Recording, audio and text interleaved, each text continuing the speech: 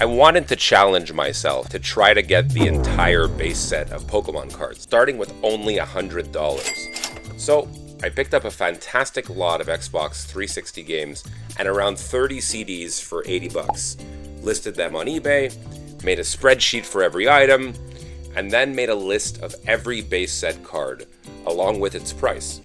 I then traveled to the tall grass of Facebook Marketplace, hoping to find some cards in the wild. Well, I didn't find much. There were fossil cards, jungle cards, base set 2 cards, modern cards, even a ton of hockey cards that nobody asked for. After some time, I did eventually find 3 cards to add to my collection. A Pokemon Trader card, a Pokemon Breeder card, and a Nidoking Holo. Seeing how hard it was to only get 3 cards, I knew this was not gonna be easy. Thankfully, I made some sales on eBay and increased my budget for this challenge. I wanted to start this episode off with a bang. I had about $140 that I can spend, and I wanted to make the most of it. So the first thing I did was I messaged probably about 15 people to try to get some more cards to add to my collection. Now, I'll admit, I was a bit impatient, and after a few hours of not hearing from anyone, I definitely felt disappointed.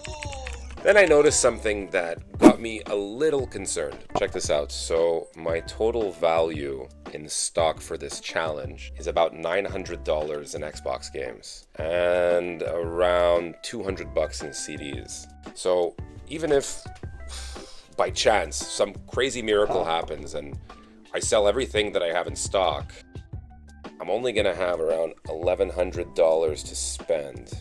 And the value of cards that I still haven't bought is almost 1,400 bucks. So at this point, I need to either use some of my budget to get more stock or hope to find a really good deal on base set cards. I'm gonna be honest with you. I have zero faith in my ability to actually find a good deal on cards. Because at this point, I can't find a deal at all. So I had to pick up another lot to increase the value of stock that I have for this challenge. So after about 15 to 20 minutes of looking, I found a pretty good deal on CDs. The ad said it was about 125 CDs for 25 bucks. This is perfect. I'm not really spending too much of my budget while still being able to build my inventory, even if the CDs sell for, say, $4 each on average. Since there's 125 of them, that's $500. Not bad for a $25 purchase. So I drove about 25 minutes north, picked up the lot, did a quick inspection in the car, and brought everything home. Next, let's check if anybody answered me yet for Pokemon cards. Nope. Well, I can't focus on the negatives right now. Time to list everything. I'm actually pretty excited to see how much extra value we'll be adding onto our inventory. So, after a couple hours and a few coffees, everything was listed. Oh god, I'm done. It's 2:30 in the morning, and I'm exhausted. But everything has finally been posted. There's a little over 100 CDs here, 103 to be exact. So if we do the math on this, because, you know, at 2:30 in the morning, the first thing you want to do is math. So we paid $25 for 103 CDs. That equals 24 cents per CD. And the total value of everything is $1,041.30. This is before eBay fees and shipping. Alright, I'm going to bed. Hopefully I'll either have a few replies from people on Marketplace tomorrow, or I'll have some more sales. The next morning came, and I woke up to some sales. 2 Pink Floyd CDs that I just listed sold, along with this Xbox game. Let's take a quick look at our budget to see where we're at.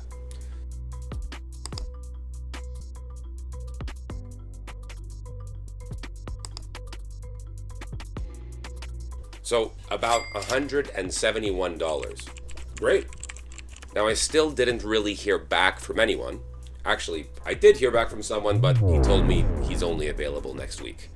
So that doesn't really help us right now. Then, one of you, in the comment section of my episode 1 video, suggested something that changed my entire outlook of this challenge. Someone mentioned the idea of getting cards that may not all be from Base Set, and basically the ones that aren't from Base Set, I can sell. I honestly have no idea how I didn't think of this, but I didn't. Who would have thought? Someone who's a reseller doing a Pokemon card challenge did not think of reselling Pokemon cards. All I can say is that sometimes I can be a bit of a bozo. The moment he mentioned this, I instantly thought of a listing that I just kept avoiding and skipping over. Mostly because a lot of the cards that are included aren't cards that I need for this challenge. Anyways, I went back on, found the listing, and messaged the seller.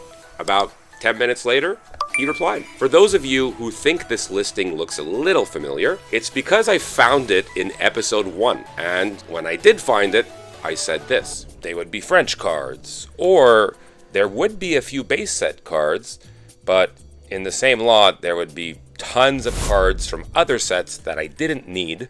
And now, even if I wanted to buy it in episode 1, I couldn't afford it. But I was curious to find out if I can actually make some money reselling all of these cards individually. At the very least, my main goal from buying this particular lot was to make $200 from selling all of the cards that I don't need for this challenge. This way, all the base set cards that I do need that are included, I get to keep, and they won't cost me anything. Sounds like a pretty good deal to me. After going through prices for each card, it looked like I'd get the $200 that I was hoping for. And in even better news, there was still a whole extra picture with about 30 cards that I didn't even price yet. So it looked like from this deal, I get to keep about 50 cards that I need, so half the base set essentially for free. Plus, I'd resell the rest probably for around $250. I just hope that it won't take me too long to list every single card on eBay. Hopefully this experience won't be too mind-numbing and drive me crazy. One thing that bugged me about dealing with this guy, and you guys can let me know what you think, is that the first thing he told me when he let me know that the cards are still available is that the Venusaur isn't included. And, you know, he mentioned that in the description of the ad anyways, and pretty much just reiterated this to me just to be sure that I read the description. Okay, cool, no problem. Now, after we spoke and I went through pricing on almost everything, I then try to agree on a time that's convenient for him to have me pass by and pick up everything. Then, suddenly, he tells me, I'll text you back. Someone else texted me for these cards. I try negotiate, hee hee. Okay, so we agree to a price, and keep in mind, this is the price that he asked for. I didn't lowball him or offer him less or anything like that. And now basically every person who messages him, he'll try to get more out of. Now, that kind of sucks for me, and I'm not a huge fan of this, but that's totally understandable. Look, at the end of the day, these are his cards, and he can do whatever he likes with them. But why tell me? Yeah, I know we agreed to this price, but let me try to get more out of other people. Why not just wait to see if you can get more? And if you do, you can tell me, yeah, sorry, someone offered me more. A little annoying, but okay, no problem. You want me to know you're trying to turn this into an auction. Cool. Thank you for that extra little McNugget of knowledge. Now this is the part that really grinds my gears. Next he tells me, oh, by the way, this card sold. Then he proceeds to show me the most valuable card from the entire lot. That was definitely a low blow. To wait this long before telling me that the most valuable card in the lot is not included? Dude, you got some pretty big golden nuggets to wait this long before telling me. Now, although it was disappointing, I knew that I couldn't focus on the negatives. I'm trying to catch them all here. I got bigger fish to fry. Now, I don't want to argue with this guy over Pokemon cards. And I think what happened is he eventually just realized that the card is worth around 25 bucks and he wanted to just keep it so we can sell it individually. I'm not really a huge fan of this guy or how he does business, but at the end of the day, I need those 50 cards for my collection. What am I going to do? Just bail on getting half of the entire base set pretty much for free because I don't like the guy? It didn't make any sense to me. So I made sure that nothing else was missing, and I waited an extra 2 days to make more sales because at first I couldn't even afford the $200. I only had about $170. After these couple items sold, I had enough money. So I left, picked up the lot, noticed a lot of the cards weren't in plastics or anything and just shoved into a bag and brought everything back home to look over. Although some of the cards weren't in the best condition, my goal was very simple. Make the most out of this deal. List everything. It looks like my cat seemed to understand what I was trying to do because, as you can see, even she was able to take advantage of this deal. She quickly turned the bag that I received into her own personal Airbnb.